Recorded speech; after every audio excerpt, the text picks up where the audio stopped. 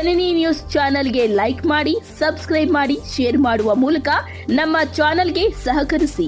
ಹೆಚ್ಚಿನ ಮಾಹಿತಿಗಾಗಿ ಸಂಪರ್ಕಿಸಿ ಹರಿಚಿನ್. ವಿದ್ಯಾರ್ಥಿ ನಿಲಯಗಳಲ್ಲಿ ಊಟ ಮಾಡಿ ಒಳ್ಳೆಯ ಶಿಕ್ಷಣನ ಪಡ್ಕೊಂಡು ಇವತ್ತಿನ ದಿನ ಒಬ್ಬ ಅಧಿಕಾರಿಯಾಗಿ ನಿಮ್ಮ ಮುಂದೆ ನಿಂತಿದ್ದೀನಿ. ಇದು ನನ್ನ ಒಬ್ಬನ ಕಷ್ಟ ಮಾತ್ರ ಅಲ್ಲ, ಮಹಾನ್ ಭಾವರು ಹಿಂದೆನೆ ಎಷ್ಟೋ ಕಷ್ಟಪಟ್ಟಿರ್ತಾರೆ. ನಿಮ್ಗೆಲ್ರಿಗೂ ಈ ತರದ ಕಷ್ಟ ಇರಬಹುದು, ಅದನ್ನೆಲ್ಲೂ ನಾವು ಹೇಳ್ಕೊಳಕ್ ಆಗದೆ ಇರಬಹುದು. ಆದ್ರೆ ಮುಂದಿನ ದಿನಗಳಲ್ಲಿ ಈಗಾಗಲೇ ನನ್ನ ಕಣ್ಮುಂದೆ ಇರುವಂತಹ ಎಲ್ಲಾ ವಿದ್ಯಾರ್ಥಿ ಮಿತ್ರರು ಅಧಿಕಾರಿಗಳಾಗಿದ್ದೀರಾ ಅಂತೇಳಿ ನಾನು ಭಾವಿಸ್ತೀನಿ. ಪ್ರತಿಯೊಬ್ಬರಿಗೂ ಒಂದೊಂದು ಗುರಿ ಇರುತ್ತೆ. ಆ ಗುರಿನ ಸಾಧಿಸಬೇಕು ಅಂತಂದ್ರೆ ನೀವು ಸರಿಯಾದ ದಾರಿಯಲ್ಲಿ, ಸರಿಯಾದ ಮಾರ್ಗದರ್ಶನದಲ್ಲಿ ನೀವು ಸಾಗಬೇಕು. ಬೆಳೆದು ಇದೇ ಕೆಜಾಪ್ GVET ಫಸ್ಟ್ ಇಯರ್ ಕಾಲೇಜಲ್ಲಿ ಶಿಕ್ಷಣವನ್ನು ಪಡೆದು ಸರ್ಕಾರಿ ಸೇವೆಗೆ ಸೇರಿ ನಮ್ಮ ಅಂಡರ್ಸನ್ಪೇಟೆ ಪೊಲೀಸ್ ಸ್ಟೇಷನ್ನಲ್ಲಿ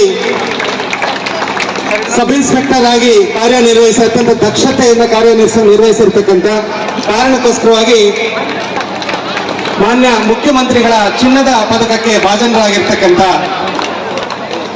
ಶ್ರೀ ಮಂಜುನಾಥ್ ಡಿ ಅವರಿಗೆ ಸರ್ಕಾರಿ ಪ್ರಥಮ ದರ್ಜೆ ಕಾಲೇಜು ವಿಶೇಷವಾಗಿ ಅವರನ್ನ ಅಭಿನಂದಿಸುತ್ತದೆ.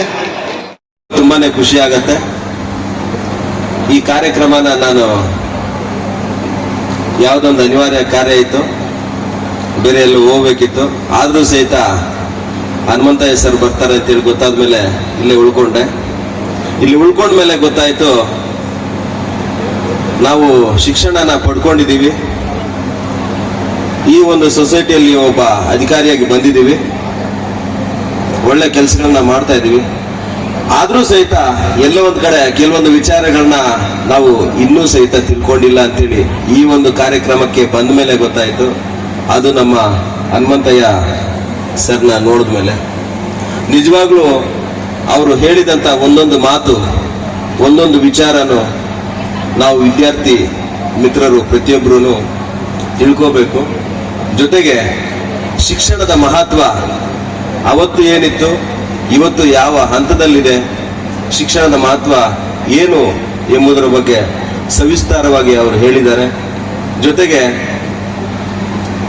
ಸಮಾಜದಲ್ಲಿ ನಾವು ಈ ಶಿಕ್ಷಣನ ಪಡ್ಕೊಂಡ್ರೆ ಸಮಾಜ ನಮ್ಮನ್ನ ಗುರುತಿಸುತ್ತೆ, ಜೊತೆಗೆ ಒಳ್ಳೆ ಗೌರವ ಸಿಗತ್ತೆ, ನಮ್ಮ ಜೀವನ ನಿರ್ವಹಣೆನೂ ಆಗತ್ತೆ, ಜೊತೆಗೆ ನಮ್ಮನ್ನ ಮಾದರಿಯಾಗಿ 4 ಜನ ತೆಗೆದುಕೊಂಡು ನಮ್ಮ ಹಂತಕ್ಕೆ ಬರೋದಕ್ಕೆ ಪ್ರೇರಣೆ ನೀಡುತ್ತೆ ಅನ್ನೋದ್ರ ಬಗ್ಗೆ ತುಂಬಾನೇ ಸವಿಸ್ತಾರವಾಗಿ ತಿಳಿಸಿದ್ದಾರೆ. ನಿಮ್ಗೆಲ್ಲ ಶಿಕ್ಷಣ ನೀಡುತ್ತಿರುವ ಮಾನ್ಯ ಶ್ರೀನಿವಾಸ್ ಮೂರ್ತಿ ಸರ್ ಇದ್ದಾರಲ್ಲ, ಅವರು ನನಗೆ ಗುರುಗಳಾಗಿದ್ದಾರೆ. ಫಸ್ಟ್ ಗ್ರೇಡ್ ಕಾಲೇಜಲ್ಲಿ ನಾನು ವಿದ್ಯಾರ್ಥಿ ಇದ್ದಾಗ ಅವರು ಸಹಿತ ನನಗೆ ಕನ್ನಡ ಲೆಕ್ಚರರ್ ಆಗಿದ್ರು. ಈ ಒಂದು ಸಂದರ್ಭದಲ್ಲಿ ಅದನ್ನ ನಾನು ತುಂಬಾನೇ ಖುಷಿಯಾಗಿ ಹೇಳ್ಕೊಳ್ತೀನಿ. ಪ್ರತಿಯೊಬ್ರು ಹೇಳ್ತಿರ್ತಾರೆ ಮುಂದೆ ಗುರಿ ಇರಬೇಕು, ಹಿಂದೆ ಗುರುಗಳಿರ್ಬೇಕು ಅಂತ. ನಿಜಾನೇ, ಇವತ್ತಿನ ಕಾಲದಲ್ಲಿ ನಮಗೆ ಶಿಕ್ಷಣ ಪಡ್ಕೊಳ್ಳೋದು ಅಂತ ದೊಡ್ಡ ಕಷ್ಟ ಏನು ಅನಿಸ್ತಾ ಇಲ್ಲ. ಆದ್ರೆ ಆ ಒಂದು ಕಾಲದಲ್ಲಿ, ಒಂದಾನೊಂದು ಕಾಲದಲ್ಲಿ ಡಾಕ್ಟರ್ ಬಾಬಾ ಸಾಹೇಬ್ ಅಂಬೇಡ್ಕರ್ ಅವರು, ಡಾಕ್ಟರ್ ಬಾಬು ಜಗಜೀವನ್ ರಾಮ್ ಸರ್, ಜೊತೆಗೆ ಬಸವಣ್ಣ, 3 ಜನ ಸಹಿತ ಜಾತಿ ವ್ಯವಸ್ಥೆ ವಿರುದ್ಧ ಹೋರಾಡಿ ಸಮಾಜದಲ್ಲಿ ಜಾತಿ ವ್ಯವಸ್ಥೆ ಇರಬಾರ್ದು, ಜಾತಿ ವ್ಯವಸ್ಥೆ ಇದ್ರೆ ಸಮಾಜದ ಏಳಿಗೆ ಆಗಲ್ಲ, ಜೊತೆಗೆ ಮಹಿಳೆಯರಿಗೆ ಸಮಾನವಾದ ಶಿಕ್ಷಣ ಕೊಡಲೇಬೇಕು, ಮಹಿಳೆಯರಿಗೆ ಆಸ್ತಿ ಹಕ್ಕನ್ನ ಕೊಡಲೇಬೇಕು, ಮಹಿಳೆಯರ ಉದ್ಧಾರ ಈ ದೇಶದ ಉದ್ಧಾರ ಅಂತೇಳಿ ಎಲ್ಲ ಒಂದ್ ಕಡೆ ಹೇಳಿದ್ದಾರೆ. ಹಾಗಾಗಿ ಇವತ್ತಿನ ದಿನ ನಮ್ಮ ಸರ್ಕಾರಿ ಪ್ರಥಮ ದರ್ಜೆ ಕಾಲೇಜಿನಲ್ಲೂ ಸಹಿತ ಎಲ್ಲ ಒಂದ್ ಕಡೆ ಹೆಣ್ಮಕ್ಳ ಸ್ಟ್ರೆಂತ್ ಜಾಸ್ತಿ ಇದೆ. ನಿಜವಾಗ್ಲೂ ತುಂಬಾ ಖುಷಿ ಆಗತ್ತೆ. ಪ್ರತಿಯೊಬ್ಬರಿಗೂ ಈ ಒಂದು ಸಮಾಜದಲ್ಲಿ ಸಮಾನವಾದ ಶಿಕ್ಷಣ ಹಕ್ಕನ್ನ ಪಡ್ಕೊಳ್ಬೇಕು. ಜೊತೆಗೆ ಸಂವಿಧಾನದ ಅಡಿಯಲ್ಲಿ ನಾವು ಕೆಲಸ ಮಾಡ್ತಾ ಇದ್ದೇವೆ, ನಮಗೆ ಸಿಕ್ಕಂತ ಕೆಲಸನ ಪ್ರಾಮಾಣಿಕವಾಗಿ ಮಾಡಬೇಕು ಅಂತ ಸಂವಿಧಾನದ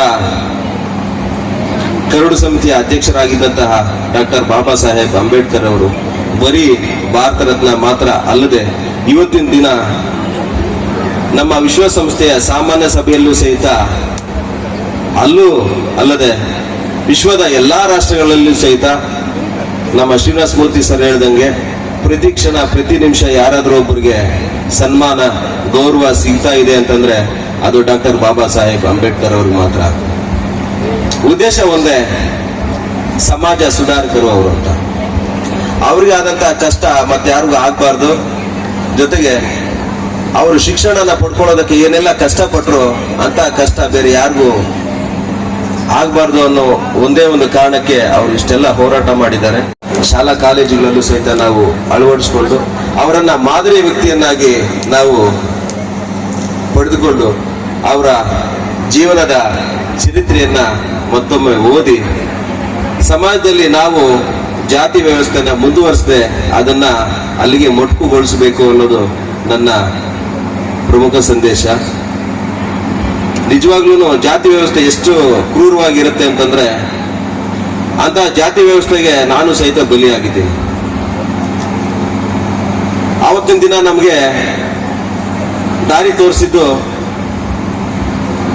ವಿದ್ಯಾರ್ಥಿ ನಿಲಯಗಳು. ಸಾಹೇಬ್ರು ಹೇಳ್ತಿದ್ರು, ಎಲ್ಲ ಒಂದ್ ಕಡೆ ನಾವು ಸ್ಕೂಲು ಕಾಲೇಜಲ್ಲಿ ಉಪ್ಪಿಟ್ಟು ತಿಂದು ಇವತ್ತಿನ ದಿನ ಇಲ್ಲಿ ನಿಂತಿದ್ದೀವಿ ಅಂತ. ನಾನು ಸಹಿತ ವಿದ್ಯಾರ್ಥಿ ನಿಲಯಗಳಲ್ಲಿ ಊಟ ಮಾಡಿ ಒಳ್ಳೆ ಶಿಕ್ಷಣನ ಪಡ್ಕೊಂಡು ಇವತ್ತಿನ ದಿನ ಒಬ್ಬ ಅಧಿಕಾರಿಯಾಗಿ ನಿಮ್ಮ ಮುಂದೆ ನಿಂತಿದ್ದೀನಿ. ಇದು ನನ್ನ ಒಬ್ಬನ ಕಷ್ಟ ಮಾತ್ರ ಅಲ್ಲ, ಮಹಾನ್ ಭಾವರು ಹಿಂದೆನೆ ಎಷ್ಟೋ ಕಷ್ಟಪಟ್ಟಿರ್ತಾರೆ. ನಿಮ್ಗೆಲ್ರಿಗೂ ಈ ತರದ ಕಷ್ಟ ಇರಬಹುದು, ಅದನ್ನೆಲ್ಲೂ ನಾವು ಹೇಳ್ಕೊಳಕ್ ಆಗದೆ ಇರಬಹುದು. ಆದ್ರೆ ಮುಂದಿನ ದಿನಗಳಲ್ಲಿ ಈಗಾಗಲೇ ನನ್ನ ಕಣ್ಮುಂದೆ ಇರುವಂತಹ ಎಲ್ಲಾ ವಿದ್ಯಾರ್ಥಿ ಮಿತ್ರರು ಅಧಿಕಾರಿಗಳಾಗಿದ್ದೀರಾ ಅಂತೇಳಿ ನಾನು ಭಾವಿಸ್ತೀನಿ. ಪ್ರತಿಯೊಬ್ಬರಿಗೂ ಒಂದೊಂದು ಗುರಿ ಇರುತ್ತೆ. ಆ ಗುರಿನ ಸಾಧಿಸಬೇಕು ಅಂತಂದ್ರೆ ನೀವು ಸರಿಯಾದ ದಾರಿಯಲ್ಲಿ ಸರಿಯಾದ ಮಾರ್ಗದರ್ಶನದಲ್ಲಿ ನೀವು ಸಾಗಬೇಕು. ಆ ಒಂದು ಸರಿಯಾದ ಮಾರ್ಗದರ್ಶನ ನಿಮ್ಗೆ ಸದಾಕಾಲ ಸಿಗ್ಲಿ ಅಂತೇಳಿ ಬಯಸ್ತೀನಿ. ಜೊತೆಗೆ ನೀವೇನಿದ್ದೀರಾ ವಿದ್ಯಾರ್ಥಿ ಮಿತ್ರರು, ನೀವು ಅಲ್ಲಿ ಕೂತ್ಕೊಳ್ಳೋರು ಆಗ್ಬಾರ್ದು, ಸ್ಟೇಜ್ ಮೇಲೆ ಕೂತ್ಕೊಳ್ಳೋರು ಆಗ್ಬೇಕು. ಅಂದ್ರೆ ಜೀವನದಲ್ಲಿ ನೀವೇನಾದ್ರೂ ಸಾಧಿಸ್ಬೇಕು. ಜೀವನದಲ್ಲಿ ನೀವೇನಾದ್ರೂ ಸಾಧಿಸಿದ್ರೆ ಮಾತ್ರನೇ ನಿಮ್ಮನ್ನ ಸಮಾಜ ಗುರುತಿಸುತ್ತೆ, 4 ಕಡೆ ಕರೀತಾರೆ, 4 ಸ್ಟೇಜಲ್ಲಿ ಅವಕಾಶ ಮಾಡಿಕೊಡ್ತಾರೆ, 4 ಮಾತು ಮಾತಾಡೋದಕ್ಕೆ ಅವಕಾಶ ಮಾಡಿಕೊಡ್ತಾರೆ. ಅದಕ್ಕಿಂತಲೂ ಮುಖ್ಯವಾಗಿ ನಾವು ಸಾಧಿಸೋದಕ್ಕಿಂತಲೂ ಮುಖ್ಯವಾಗಿ ಶಿಕ್ಷಣ ಅನ್ನೋದನ್ನ ಸಾಧಿಸ್ಬೇಕು. ಶಿಕ್ಷಣ ಅನ್ನೋದು ಇವತ್ತಿನ ದಿನದಲ್ಲಿ ನಮ್ಗೆಲ್ರಿಗೂ ಸಿಗ್ತಾ ಇದೆ. ಸಾಹೇಬ್ ಹೇಳಿದ್ರು, ಸಮಾಜದಲ್ಲಿ ಈ ಒಂದು ಪ್ರಪಂಚದಲ್ಲಿ ಪ್ರಮುಖವಾದ ಪ್ರಬಲವಾದ ಅಸ್ತ್ರ ಯಾವ್ದಾದ್ರು ಒಂದಿದ್ರೆ ಅದು ಶಿಕ್ಷಣ ಮಾತ್ರನೇ. ನಿಜವಾಗ್ಲು ಆ ಒಂದು ಶಿಕ್ಷಣ ಇಲ್ಲದೆ ಇದ್ದಿದ್ರೆ ನಾನು ಇವತ್ತು ಅಧಿಕಾರಿ ಆಗಕ್ ಆಗ್ತಿದ್ದಿಲ್ಲ. ಅಧಿಕಾರಿ ಆಗದೆ ಇದ್ದಿದ್ರೆ ನಾನು ಒಳ್ಳೆ ದಕ್ಷವಾಗಿ ಕಾರ್ಯ ನಿರ್ವಹಿಸಕ್ ಆಗ್ತಾ ಇದ್ದಿಲ್ಲ. ಒಳ್ಳೆ ಕೆಲಸ ನಿರ್ವಹಿಸಕ್ ಆಗದೆ ಇದ್ದಾಗ ಆ ಒಂದು ಮಾನ್ಯ ಮುಖ್ಯಮಂತ್ರಿಗಳ ಚಿನ್ನದ ಪದಕನೂ ಸಹಿತ ಸಿಗ್ತಾ ಇದ್ದಿಲ್ಲ. ಇದೆಲ್ಲದಕ್ಕೂ ಬೇಸ್ಮೆಂಟ್ ಒಂದಿರುತ್ತೆ, ಅದೇ ಶಿಕ್ಷಣ. ಹಾಗಾಗಿ ದಯವಿಟ್ಟು ಯಾರು ಎಜುಕೇಶನ್ ಇಂದ ಡ್ರಾಪ್ ಔಟ್ ಆಗ್ಬೇಡಿ. ಸರ್ಕಾರಿ ಕೆಲಸನೇ ಸಿಗ್ಬೇಕಂತೇಳಿ ಓದ್ಬೇಡಿ.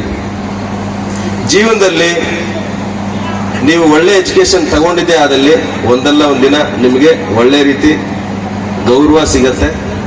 ನೀವು ಜೀವನದಲ್ಲಿ ಒಳ್ಳೆ ಶಿಕ್ಷಣನ ತಗೊಂಡು ಒಳ್ಳೆ ಅಧಿಕಾರಿಗಳಾಗಿ ಅಥವಾ ವಿವಿಧ ಕ್ಷೇತ್ರಗಳಲ್ಲಿ ನಿಮಗೆ ಸಿಕ್ಕಂತ ಅವಕಾಶಗಳನ್ನ ಬಳಸ್ಕೊಂಡು ಒಳ್ಳೆ ಕೆಲಸ ಮಾಡಿದ್ದೇ ಆದಲ್ಲಿ ನಿಮಗೂ ಸಹಿತ ನನಗಾದಂತಹ ಸನ್ಮಾನಗಳು ನಿಮಗೂ ಸಿಗುತ್ತೆ. ನಿಮಗೂ ಸಹಿತ ಈ ರೀತಿ ಸನ್ಮಾನಗಳು ಸಿಗ್ಲಿ ಅಂತೇಳಿ ಆಶಿಸ್ತಾ ಈ ಒಂದು ಕಾರ್ಯಕ್ರಮನ ನಮ್ಮ ಪ್ರಾಂಶುಪಾಲರು ನಾರಾಯಣ್ ಸರ್ ತುಂಬಾ ಅಚ್ಚುಕಟ್ಟಾಗಿ ಆಯೋಜನೆ ಮಾಡಿದ್ದಾರೆ. ಅವರಿಗೆ ಪರೋಕ್ಷವಾಗಿ ಸಹಕಾರ ನೀಡಿರುವಂತಹ ಎಲ್ಲ ನಮ್ಮ ಬೋಧಕ ಮತ್ತು ಬೋಧಕೇತರ ಸಿಬ್ಬಂದಿ, ಜೊತೆಗೆ ವಿದ್ಯಾರ್ಥಿ ಮಿತ್ರರು, ಜೊತೆಗೆ NCC ತುಂಬಾನೇ ಶಿಸ್ತಾಗಿ ಇದ್ದಾರೆ. ಶಿಸ್ತಿಗೆ ಮತ್ತೊಂದು ಹೆಸರೇ ನಮ್ಮ ಸರ್ಕಾರಿ ಪ್ರಥಮ ದರ್ಜೆ ಕಾಲೇಜಿನ ವಿದ್ಯಾರ್ಥಿಗಳು. ಅದನ್ನ ಹಾಗೆ ಮುಂದುವರಿಸಿ ಒಳ್ಳೆ ಅಧಿಕಾರಿಗಳಾಗಿ ಮುಂದೆ ನಮ್ಮ ಕಣ್ಮುಂದೆ ಬರಬೇಕು ಅಂತೇಳಿ ಆಶಿಸ್ತಾ ಈ 1-2 ಮಾತು ಮಾತಾಡೋದಕ್ಕೆ ಅವಕಾಶ ಮಾಡಿಕೊಟ್ಟಿರುವ